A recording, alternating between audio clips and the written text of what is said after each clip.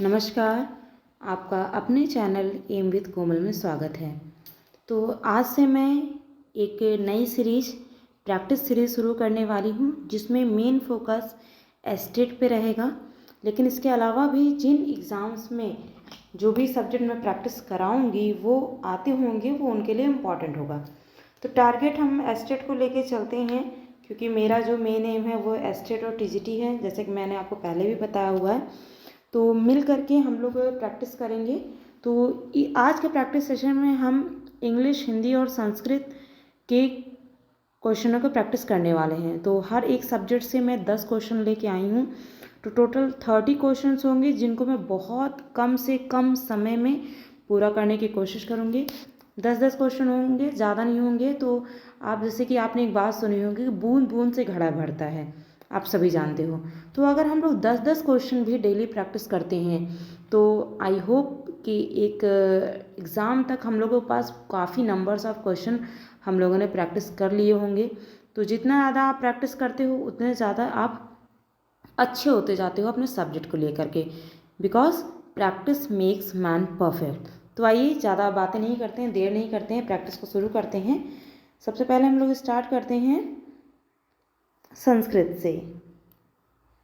तो आप जानते हैं कि यूपी टेट में या सी टेट में आपका संस्कृत रहा हो या ना रहा हो, सुपर टेट में आपका संस्कृत, हिंदी और इंग्लिश तीनों ही सब्जेक्ट से क्वेश्चन पूछे जाएंगे। तो पहला क्वेश्चन हमारा, पाणिनि के अनुसार महेश्वर सूत्र कितने माने गए हैं। तो पाणिनि के अनुसार कितने महेश्वर सूत्र माने गए हैं? तो पाणिनि के अनुसार 14 महेश्वर सूत्र माने गए हैं। आगे देखते हैं सेकंड क्वेश्चन, अच प्रत्याहार के अंतर्गत कौन कौन से वर्ण आते हैं। तो अच प्रत्याहार के अंदर सभी स्वर आते हैं। तो आपको ये पूरा महेश्वर सूत्र याद होना चाहिए इन प्रत्याहारों के निर्माण के लिए।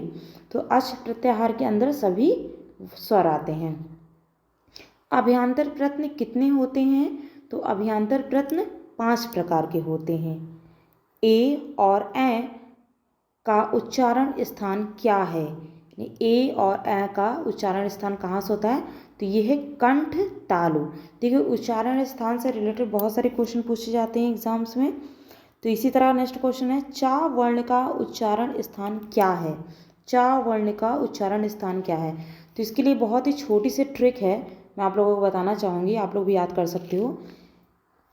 KTM 2, KTM एक गाड़ी होती है, आप लोगों ने अगर नाम सुना हो तो KTM 2, दहेज में मान लीजिए कोई मांग रहा है KTM 2, तो इससे आप याद कर सकते बहुत आराम से। तो के से मतलब का वर्ग यानी कंठ, टी चा वर्ग, देखिए आपको काका गागा तो याद होगा ना, काका गागा अंगा इसमें आ जाएगा, चाचा चाचा इया, टाठा टाटा अड़ा, इस तरह से पूरा, ठीक है। तो KTM 2, तो के से पूरा, का वर्ग यानी कंठ, टी से चा वर्ग यानी कि टी से तालु, एम से मूर्धा, डी से दंत और ओ से ओष्ठ, ठीक है। तो इस तरीके से आप इसको सेट कर सकते हैं। तो KTM 2 हमारा ट्रिक है। तो इसके अकॉर्डिंग चा वर्ग का उच्चारण स्थान तालु से आता है। ऊष्म वर्ण के अंतर्गत कौन कौन आते हैं? ऊष्म वर्ण, तो ऊष्म वर्ण शा, शा, शा और हा। तो ये हिंदी और संस्कृत दोनों का कॉमन क्वेश्चन है। उच्चारण वर्ण स्थान से लेकर के और ऊष्म व्यंजन, इस तरह के जो क्वेश्चन बनते हैं ये बहुत ही कॉमन है हिंदी में भी और संस्कृत में भी। 7वां क्वेश्चन है, बाह्य प्रश्न के प्रकार हैं। तो बाह्य प्रश्न 11 प्रकार के होते हैं। नेक्स्ट क्वेश्चन है, संस्कृत वर्णमाला में कुल स्वरों की संख्या क्या है? तो संस्कृत वर्णमाला के अनुसार अगर माना जाए तो वैसे तो आप लोग जानते हो कि हिंदी वर्णमाला में हमारे 11 स्वर होते हैं, लेकिन संस्कृत वर्णमाला के अनुसार 9 स्वर माने गए हैं।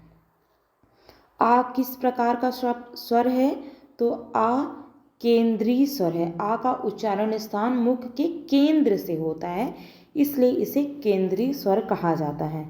क्वेश्चन नंबर 10 है, ए और ए का उच्चारण स्थान है। तो ए और ए भी हम लोगों ने बताया था, मैंने बताया था आपको किसका क्या है, कंठ तालु। तो ये हमारे संस्कृत के 10 क्वेश्चन हो गए। तो ऐसे ही आगे भी हमारे पास और भी बहुत सारे क्वेश्चंस हैं जिनको हम लोग अब नेक्स्ट वीडियो में प्रैक्टिस करेंगे। सिर्फ हम 10-10 क्वेश्चन लेके चल रहे हैं, एक बहुत ही छोटे कह सकते हैं कि लेवल से स्टार्ट किया है। 10-10 क्वेश्चन बहुत होते हैं अगर आप डेली पढ़ते हो तो, ठीक है। तो संस्कृत के बाद अब हम लोग नेक्स्ट पढ़ते हैं इंग्लिश। तो इनमें से कौन सा पॉजिटिव केस है? Which of the following is in positive case? तो कौन सा पॉजिटिव केस में है? आई, मी, यू या माइन? अच्छा, पॉजिटिव केस का मतलब क्या होता है? जिसमें आपका अधिकार आ रहा हो, ठीक है। तो जब हम कहते हैं this things belong to, means नहीं सॉरी, मीन्स जैसे कि ये चीज़ मेरी है, तो दिस पेन इज़ माइन, ऐसा मैं अगर कुछ बोलूँ तो इसमें मेरा ओनरशिप दिख रहा है, इसमें मेरा एक अधिकार दिख रहा है। तो जो भी चीज़ें अधिकार रिप्रेजेंट करती हैं वो पॉजिटिव केस में आते हैं। जिसका करेक्ट आंसर हो जाएगा D. Choose the noun from the given word. जो भी लिखा है स्ट्रांगली, स्ट्रांगनेस, स्ट्रेंथ, स्ट्रेंथन, इसमें से आपको नाउन चूज करना है। तो स्ट्रांगली ये आपका एडजेक्टिव है, ठीक है। बाकी सारे भी जो भी हैं आपके, स्ट्रेंथ है यहाँ जो है स्ट्रेंथ, ये आपका नाउन है। नेक्स्ट क्वेश्चन है third. Choose the noun from the given word grave. Grave में इसमें से चारों में से ग्रेव का नाउन फॉर्म क्या होगा? तो ग्रेव एक एडजेक्टिव वर्ड है और इसका नाउन का फॉर्म होगा ग्रेविटी। तो ऑप्शन डी इसका करेक्ट हो जाएगा। आगे देखते हैं next question number 4। I respect the beliefs of my astrologer. तो इसमें जो बिलीव्स हैं, ये बिलीव्स क्या है? नाउन है, एडवर्ब है या एडजेक्टिव है या वर्ब का कोई पार्ट है, ये पूछा जा रहा है। तो इस तरह के क्वेश्चन आते हैं एग्जाम में, अंडरलाइन वर्ड का पूछा जाता है कि ये क्या है। तो बिलीव्स क्या है? बिलीव्स एक नाउन है कि मैं अपने ज्योतिष के मतलब ज्योतिष पर अपने विश्वास करता हूँ, ठीक है। तो बिलीव्स नाउन हो गया, विश्वास। Which are the following word is a noun. इनमें से नाउन क्या है? Interesting, develop, teacher, brave. तो आप जानते हो टीचर एक कॉमन नाउन है, तो इसका राइट आंसर हो जाएगा teacher. The correct famine of Ram. तो राम का फेमाइन क्या होगा? फेमिनिन जेंडर राम का क्या होगा? तो राम और सीता वाला राम सीता नहीं है इसमें, ठीक है।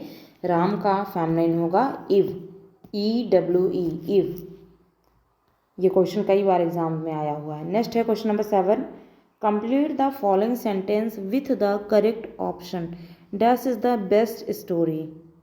तो इसमें क्या होगा? Yours is the best story या your is the best story या योर्स इसमें रिपीटेड हो गया है, ठीक है। तो इसका योर्स जो है वो करेक्ट आंसर होता है, yours is the best story.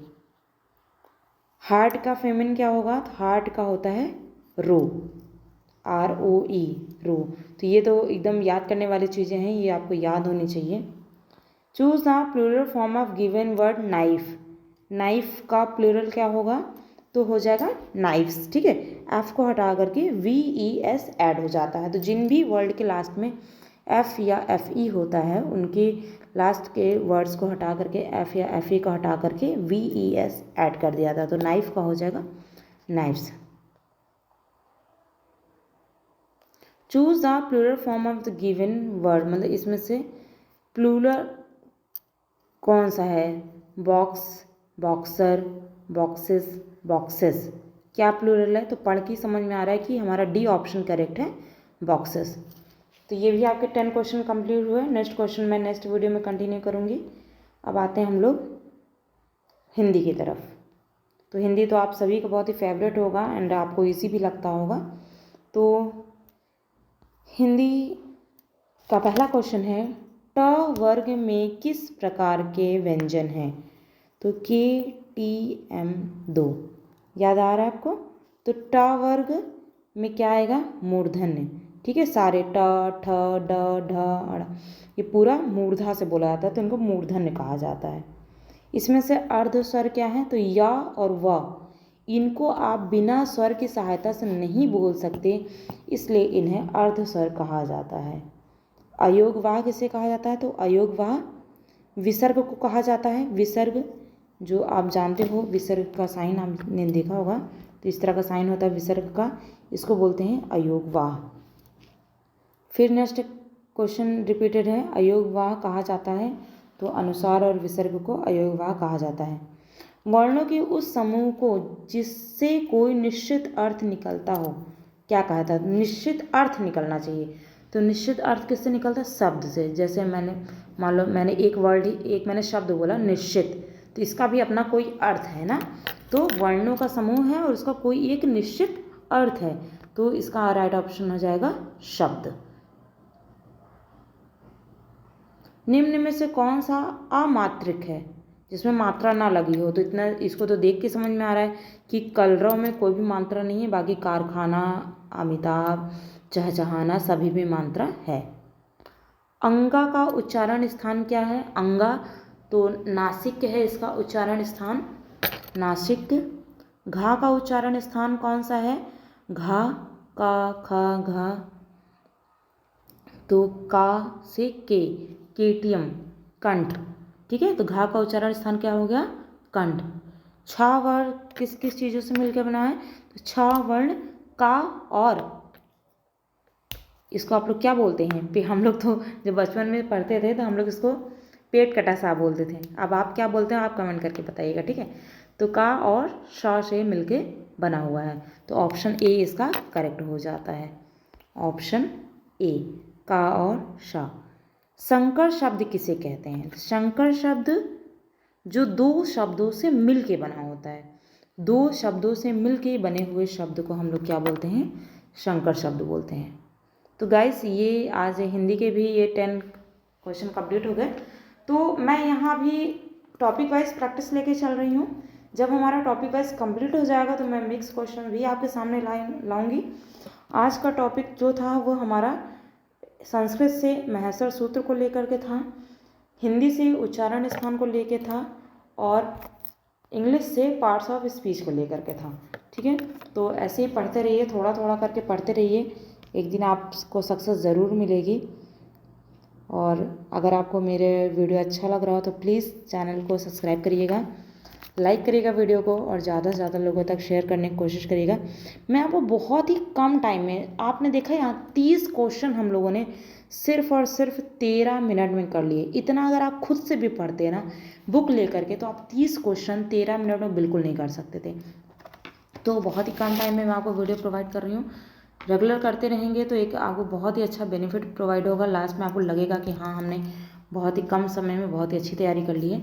और सिर्फ इंग्लिश, हिंदी, संस्कृत ही नहीं, मैं जितने भी 14 जो सब्जेक्ट्स आते हैं सुपर टेट में, मैं सभी की टॉपिक वाइज प्रैक्टिस आपको कराऊंगी। सो इसके लिए आपको मेरे चैनल से जुड़ना पड़ेगा और सपोर्ट भी करना पड़ेगा चैनल को, क्योंकि बहुत छोटा सा चैनल है, आप लोग देख ही रहे हैं। प्लीज़ इसको फैलाइए, सपोर्ट करिए। So guys, that's it for today. Thank you to all. Bye bye.